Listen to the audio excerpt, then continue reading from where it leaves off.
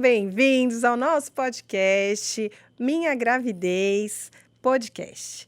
Eu sou a Érica Neruza, médica ginecologista obstetra e me chamam de Érica ou doutora em algumas vezes, mas eu não gosto muito do doutora, tá bom?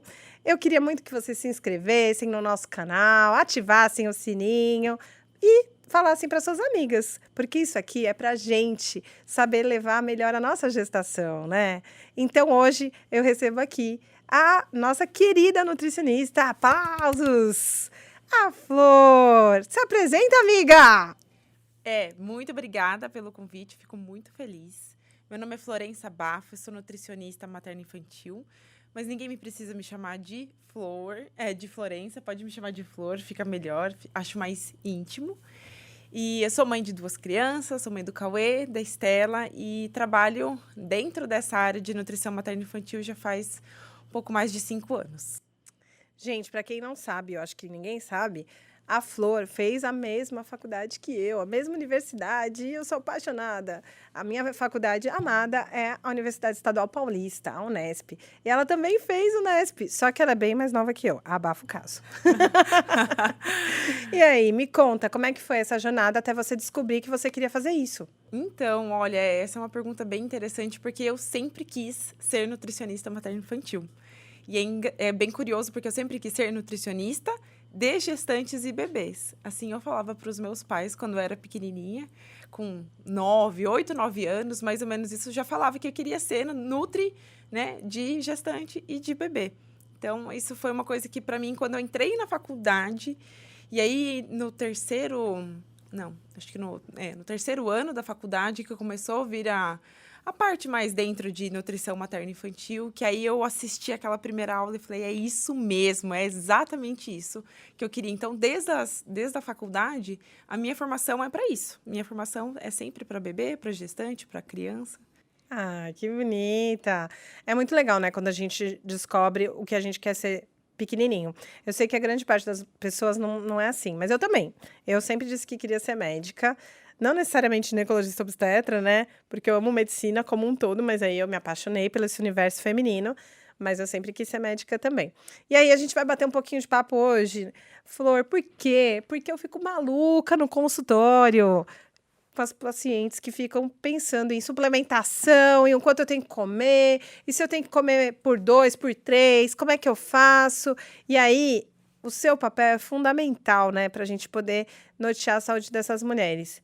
Como eu falei já mais de uma vez, existem 3 profissionais que eu acho fundamentais para a mulher: um bom ginecologista, um bom educador físico e uma boa nutricionista. Assim a gente consegue ter uma saúde mais correta, né? Ou uma longevidade mais saudável, sei lá. E aí, me conta, elas fazem essa pergunta pra você também? Tem que comer por 2? Sempre. Uma das coisas que mais recebo no consultório é: Flor, eu tô com uma fome absurda, minha barriga tá roncando, eu nunca senti isso, e eu tenho fome de verdade, e depois eu saio comendo que nem uma capivara raivosa, enfim, aquela coisa toda. E é bem curioso porque no primeiro trimestre não existe uma demanda nutricional aumentada, tecnicamente falando, né, fisiologicamente falando. E isso vai acontecer pelo segundo e principalmente no terceiro trimestre.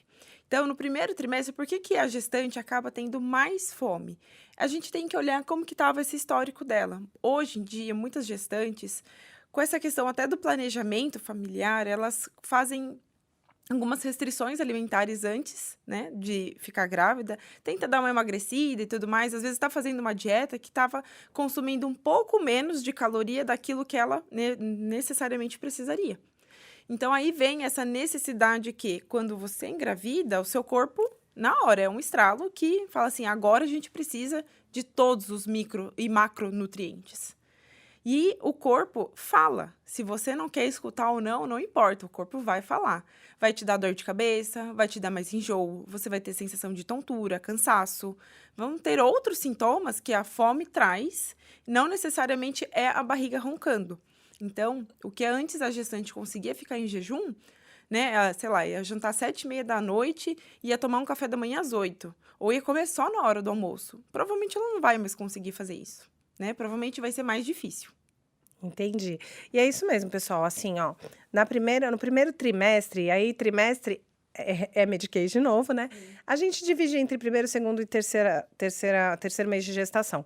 Mas não é tão matemático assim, né? A gente fala isso mais didaticamente, mas pra gente, primeiro trimestre engloba desde que você descobriu que tá grávida até mais ou menos 20 semanas de gestação, certo? E é esse período, você não vai precisar comer muitas calorias. Você vai perceber que aumentou mais a demanda, porque você tá em divisão celular constante, tanto você quanto o feto, mas você vai precisar comer direito, né? E a gente brinca que não é só quantidade, mas qualidade alimentar, né? Não adianta nada você comer quantas calorias por dia se essas calorias que você está consumindo são de qualidade ruim, não é verdade? E isso, para cada alimento, a gente vai ter, né, uma negociação diferente de qualidade, de qual o momento mais correto de comer aquele alimento ou não. Vai ter um monte de mito também, né? A gente vai fazer um podcast sobre café, falando de café e outros também sobre os mitos alimentares, mas enfim. E você acha que, assim, é super importante a gestante passar todo mês certinho na nutricionista? Ou a gente consegue dialogar com elas de outra forma? Porque eu vejo, assim, que a gente precisa necessariamente da primeira consulta para entender como eram os hábitos alimentares anteriores, para entender se eles eram saudáveis ou não, e o que vai precisar nesse primeiro trimestre, porque a gente vai estar ali fazendo o bebê mesmo, né? Ali, matéria-prima, né? E aí, você acha que como que você desenvolve esse trabalho, assim? Você acredita que precisa ser todo mês? Dá para dar uma variada? Não sei, como que você imagina esse acompanhamento? Então, na verdade, isso varia muito de profissional para profissional. Eu, Florença, gosto muito de fazer 3 atendimentos com a gestante, na gestação inteira.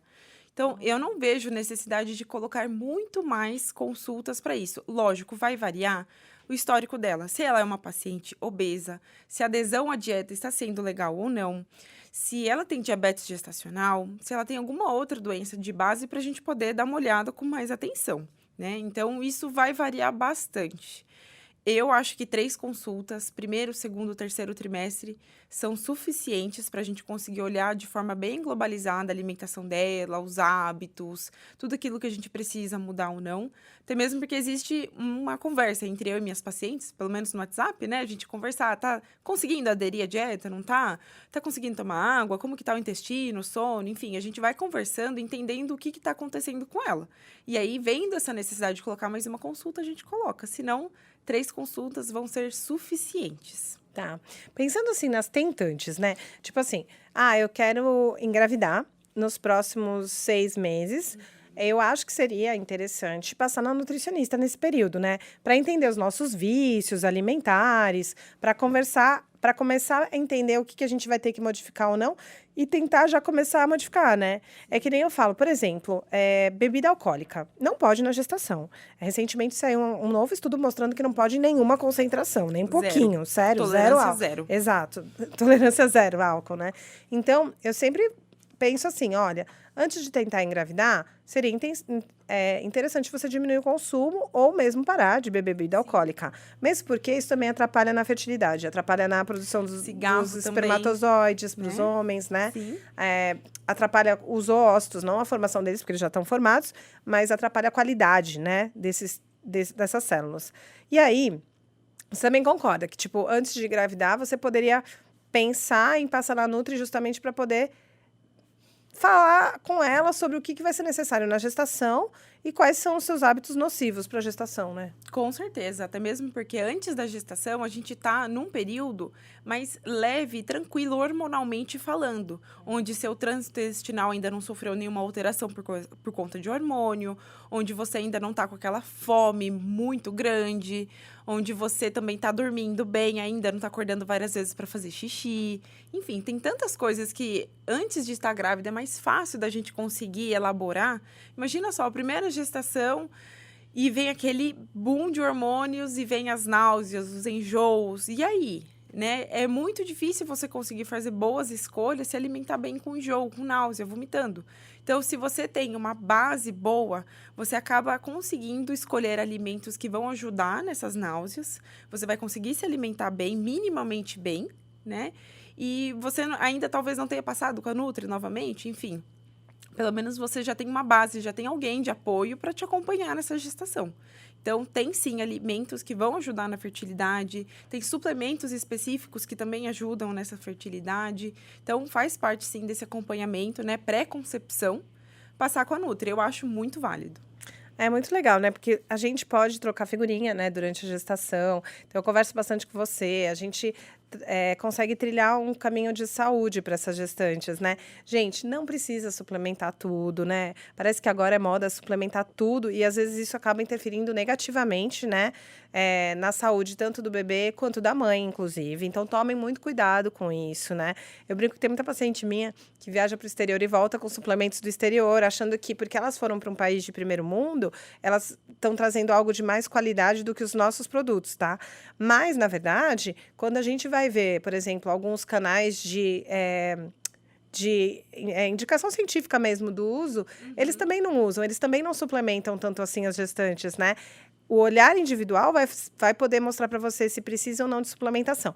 Aí vai ter gente que vai falar assim, mas daí para eu saber se eu preciso suplementar, eu preciso de exame laboratorial para poder dosar a vitamina e tal. Não sempre, né?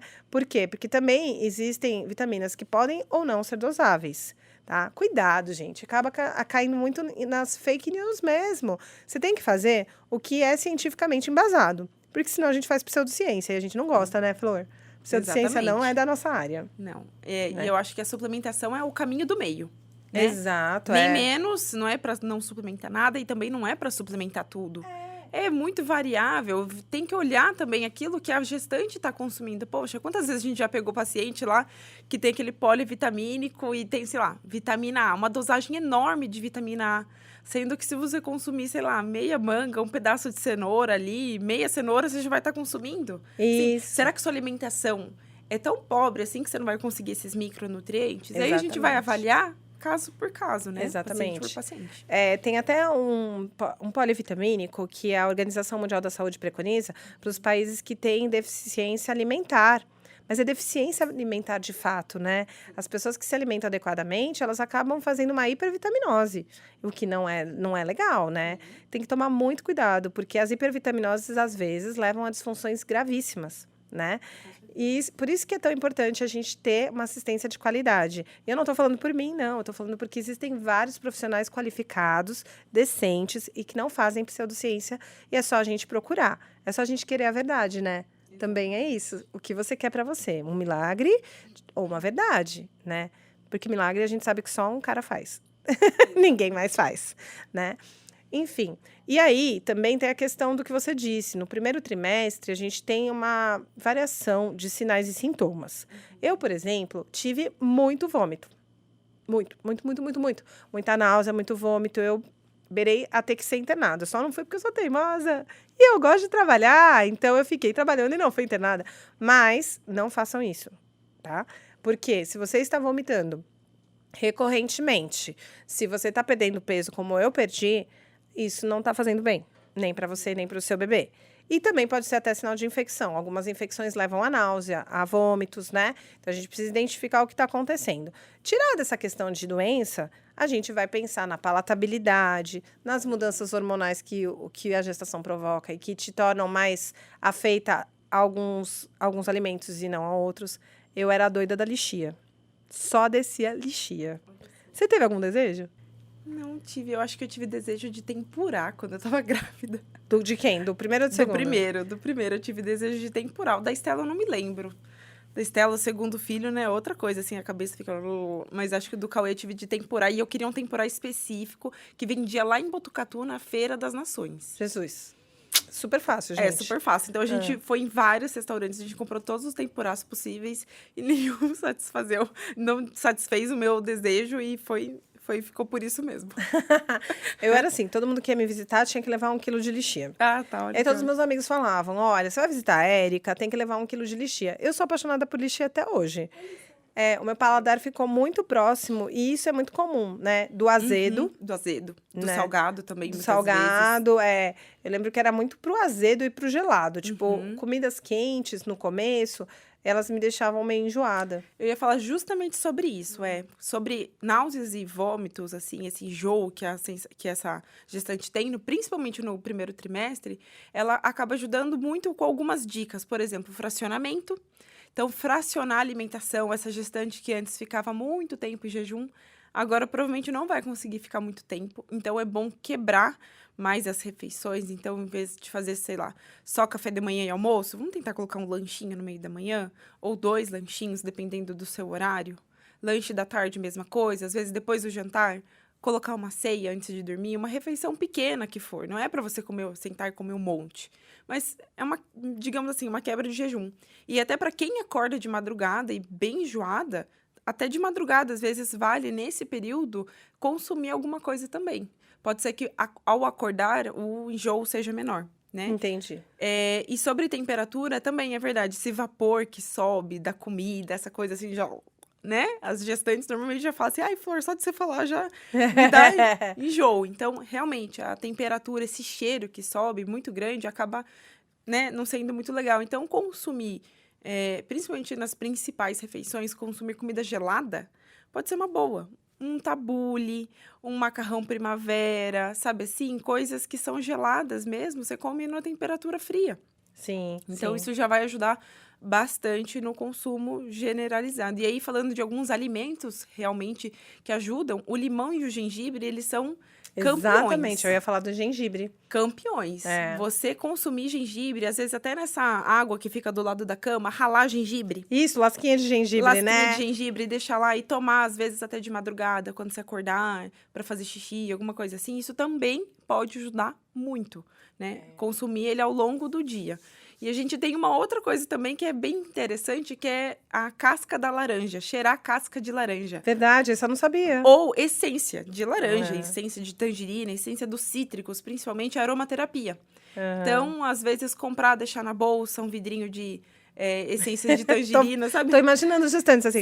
Dá uma passadinha e ficar cheirando o punho, isso daí realmente pode trazer um alívio ao longo do dia. Ai, que né? interessante. E até o ponto P6 que a gente fala, que é um ponto que fica 4 dedos abaixo, né? É um ponto que é bem aqui de acupressão também. Tem até, isso é baseado também, né, em evidência científica. Os estudos são feitos mais com pessoas que fazem quimioterapia. Sim, que tem sim. mais, Sim, tem mais náusea por muito causa mais. do quimioterápico. Mas ao longo do dia, você massagear esse ponto P6 também pode ajudar.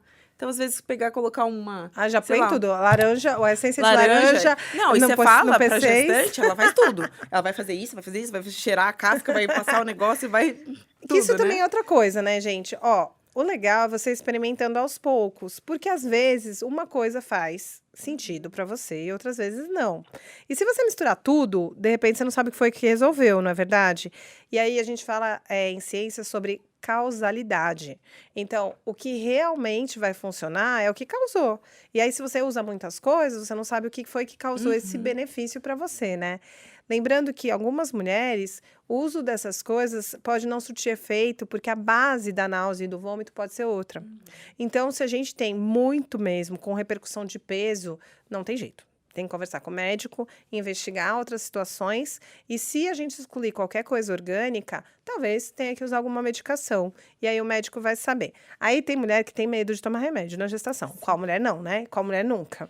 Lembrando de novo, gente, medicina baseada em evidências é justamente saber o que é seguro e o que não é seguro para você usar.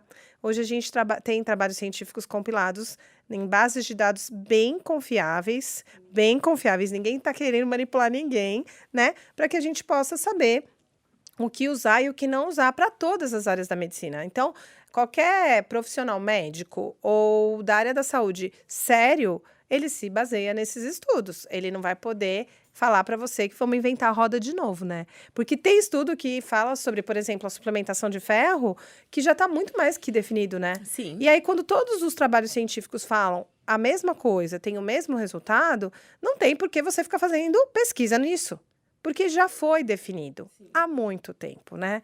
Então, todas as áreas da saúde hoje trabalham com isso.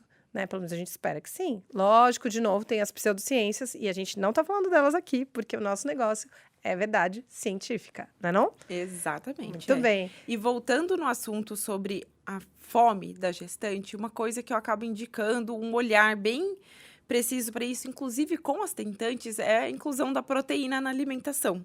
Ah, me conta isso. Que por muitas vezes elas não consomem. Proteína? Proteína. Comer mais proteína, comer mais proteínas diversas, que não necessariamente precisa ser carne e frango, né? Mas que é De muito manhã. engraçado, porque quando você fala em proteína, o que a gente pensa? carne e frango. E frango. Carne, Só carne em carne geral. e frango. E, na verdade, tem a proteína vegetal, né? A gente tem... Sim, temos outras fontes proteicas, Exatamente. inclusive para as pacientes que são vegetarianas ou veganas. Exato. Então, precisa desse olhar. A proteína, ela vai trazer, sim, mais saciedade, diferente do carboidrato. Você só consumir carboidrato, e hoje a gente entende na nossa cultura o quanto a gente consome de carboidrato. Tem refeições que só tem carboidrato. Então, por exemplo, de verdade. manhã, é muito comum as pessoas comerem um pãozinho com uma manteiga, café e leite. Tenho medo dela falar do meu café da manhã. Brincadeira. E aí, o que Eu como que você fruta, eu como consumiu, fruta. né? Eu como fruta.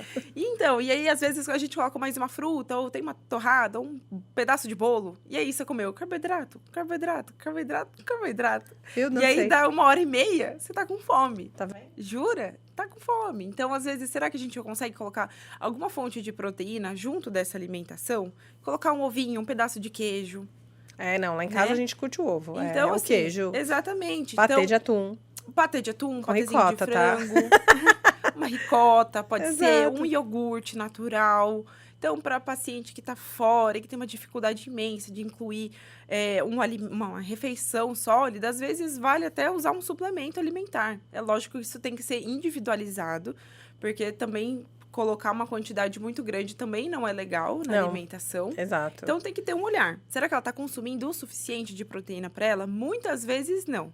Mas isso quem vai decidir, vai definir, não é o médico também, é um nutricionista que vai olhar o cardápio dela, a alimentação dela e avaliar. É isso que eu falo, gente. Cada profissional tem seu espaço de atuação, né? Porque a gente não vai ter tempo de fazer tudo e nem vai saber fazer tudo, né? Então, um apoia o outro para que a gente possa ter uma saúde adequada, né? E para desenvolver o nosso bebê da melhor forma possível também. Lembrando que a gente não está aqui para dizer que a gente vai salvar o mundo, porque a gente não vai. A gente não tem a resposta para tudo. E também a gente não vai fazer com que tudo seja saudável ao máximo possível, porque existe o intangível, né? Eu sempre falo, né, quando a gente conversa, que não pode ter 3 coisas de ambas partes. Da nossa parte de equipe técnica e da parte delas como pacientes ou como gestantes, enfim. Né? Que seria... negligência, omissão e imperícia. São 3 coisas que não podem estar presentes no nosso dia a dia e na nossa atuação, como também na atuação delas também. Então, por exemplo, quando eu dou uma orientação e essa orientação não é seguida, não sou eu que estou sendo negligente com a cliente, ela está sendo negligente com ela mesma, omissa com ela mesma, mas é uma escolha dela, o que eu também respeito, porque eu dou o norte. Vai para o norte quem quer, quem não quer não vai, né? Então... é importante que vocês saibam que existe a intangibilidade. E a intangibilidade é justamente o que a gente não consegue acessar. Então, a gente não consegue acessar algumas coisas, né? Como se deu a divisão celular lá, microscopicamente, como as coisas se uniram. Não dá pra gente saber. O que a gente pode fazer é melhorar a terra fértil, que é a mãe, para tentar fazer com que esse bebê se desenvolva da melhor forma possível. Mas tem questões genéticas associadas, ambientais, né? Dependendo do meio ambiente que você vive, culturais, adesão ou não aos tratamentos, né? E não pode ter essas coisas que eu falei, negligência, imperícia e omissão, né? Certo. E aí, andar junto é bacana, né? Porque eu brinco que toda vez que a gente está atendendo um paciente ou uma cliente, que eu acho que é mais legal de falar, né? A gente está desenvolvendo um relacionamento. Sim. Né? E esse relacionamento precisa de parceria e cumplicidade. E se eu não tenho nem parceria nem cumplicidade de uma das partes, eu não necessariamente vou ter o resultado que eu espero, né? E o resultado que você espera não pode ser também a perfeição, porque isso não é verdade. A natureza também não é assim. Então, a gente precisa entender até onde a gente consegue ir, né? Exato. Eu não posso querer mais do que a paciente, ela tem que querer mais do que eu, muitas coisas, na verdade. E aí, a sua dificuldade, o que você vê na questão da adesão à sua indicação terapêutica, né? Quando você faz um plano alimentar, né? Eu sei que você faz o plano alimentar, você estima o ganho de peso necessário durante a gestação, você vê quais são os elementos que estão faltando ou não dentro da dieta dela, porque eu acho que tudo começa pela dieta, antes de começar pela suplementação, né? Preciso olhar, exatamente. Exatamente. E aí, o que você acha que é mais difícil? Olha, eu acho que é mais difícil quando a gente tem uma paciente que já tem um grau de seletividade alimentar. É uma paciente que dificilmente ela vai conseguir ter uma adesão na dieta, mesmo eu colocando tudo aquilo que ela só gosta. Porque isso é bem importante também, a gente pensar num cardápio, não colocar aquilo que ela não come. Não vai adiantar. Com certeza. Se eu colocar, se eu falar pra mim que não come ovo e ter ovo mexido no café da manhã dela, não vai dar certo, né? Porém, quando a paciente não come ovo, aí ela também não gosta não come queijo, aí ela não come castanha, ela não gosta de azeite, não gosta de iogurte, não come muitas frutas, nem legumes, nem, sabe assim? Não gosta de leguminosa, não gosta nem de feijão, nem de ervilha, nem de... Aí eu vou ficando podada em relação a poder fazer esse cardápio dela. E no fim, mesmo que eu faça algo que seja do agrado dela, ela não vai conseguir fazer uma boa adesão, porque para ela é difícil comer certas refeições. Uma dica bastante importante é assim, gente, evitem os ultraprocessados, né? E todo mundo Sim. fala isso, né? Mas a gente tem que aprender a ler a embalagem, cara. É verdade, não é embalagem. verdade? Porque daí você vai saber, tudo que é aquilo muito processado, que a gente chama de ultraprocessado, não faz bem, é muito industrializado, né? Então vai ter acidulante, corante, tudo que é isso, né? E eu sei que é difícil, porque eu fico muito tempo sem beber refrigerante, mas é Sim. muito de muito mesmo.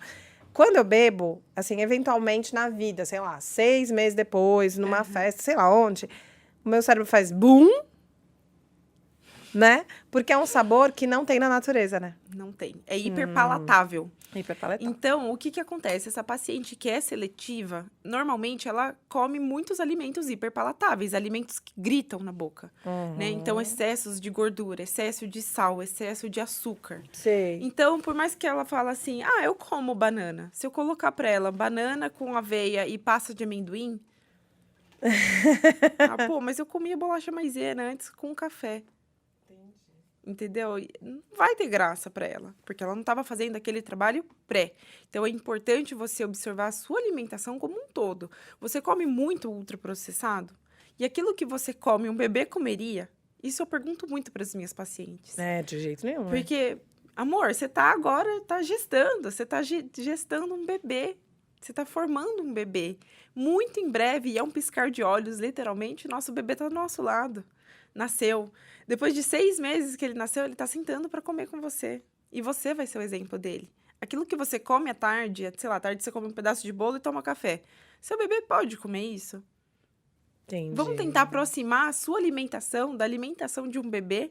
É bem isso mesmo. Parece esse tipo, nossa, mas bebê come alimento in natura e minimamente processado.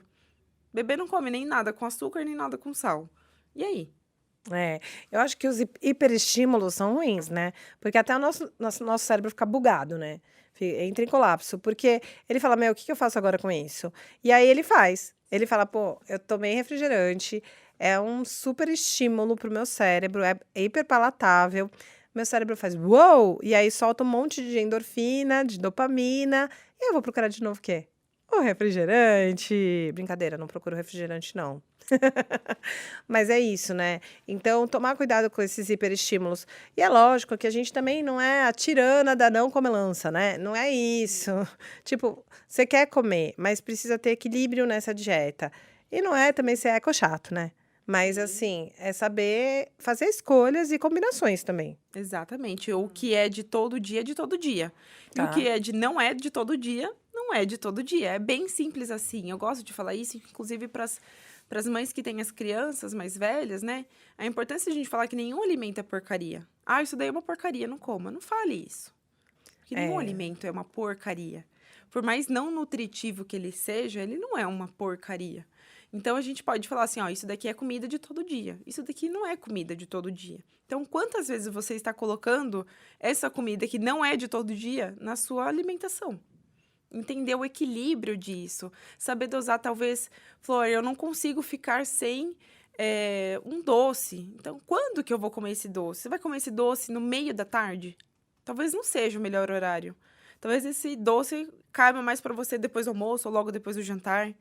Entendeu? Então, às vezes, um nutricionista vai acabar te ajudando a encaixar, deixar tudo mais harmônico, não fazer proibições. Você não pode comer isso, não pode comer isso, não pode comer aquilo. Não é sobre proibir, né? Mas é sobre encaixar isso, deixar tudo mais harmonioso. Pra dar match. Pra dar um match. Tipo arroz e feijão, que dá super match. É um match. Tem muita paciente que vem, Flor, Eu acho que eu fico bem triste, porque talvez seja mais da classe das nutricionistas, esportivas ou do emagrecimento, fazer mais restrições, mais imposições. Então, muitas vezes as pacientes chegam para mim e falam assim, Flor, você não vai tirar meu arroz e feijão, né? Ah, não, e é tão gostoso e é super Flor, eu nutritivo. vou poder comer, sei lá, pão, eu vou ter que, não posso tomar mais leite, eu não posso comer mais isso, eu não posso comer. Ai, por favor, não tira minhas frutas.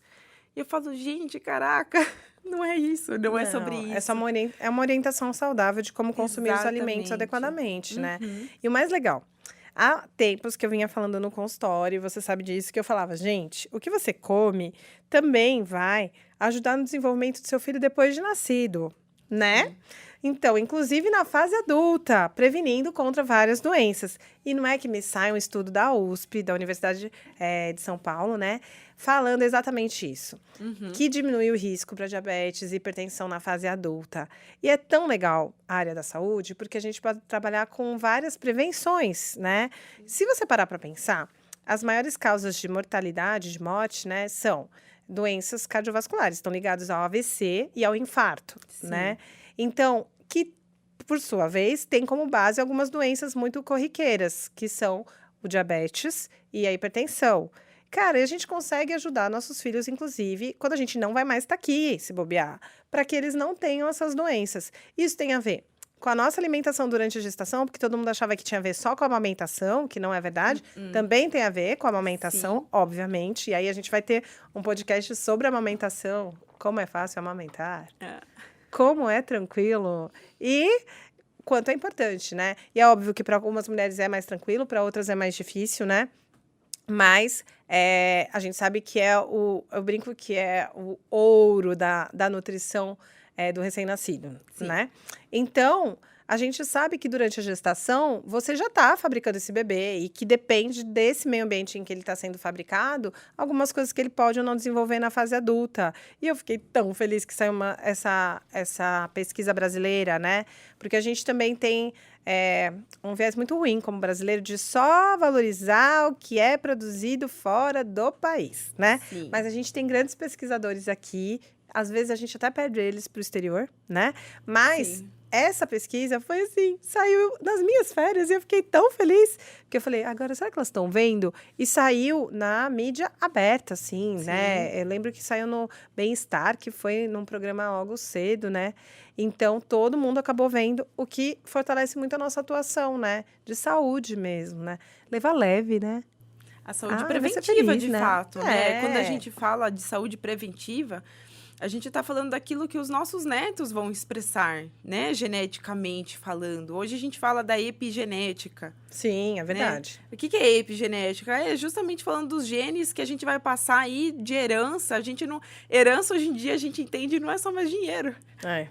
Mas Herança- porque às vezes a gente tem outros tipos de herança que a gente nem queria, né? São heranças genéticas que vêm e falam assim, gente, da onde? Por que será que eu estou desenvolvendo diabetes gestacional? Sim, sim. Sendo que muitas vezes é uma paciente eutrófica, que se alimentava bem, fazia atividade física e desenvolve. Então, a gente vai olhando o histórico dessa paciente, que era uma paciente que você, conversando com ela, fala assim, olha, parece que você tem de tudo aqui para desenvolver esse diabetes gestacional.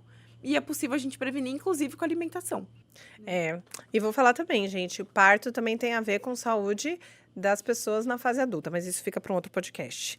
Mas é muito bacana, né, falar dessas coisas e levar de uma forma leve, né? O que a gente quer é que vocês cuidem de vocês de uma forma leve, para não ficar aquela coisa muito chata, muito científica, no sentido de pedante mesmo, né? Exato. É ser feliz, levar a vida numa boa, mas com consciência e com escolhas assertivas, tanto para você quanto para os seus familiares, né?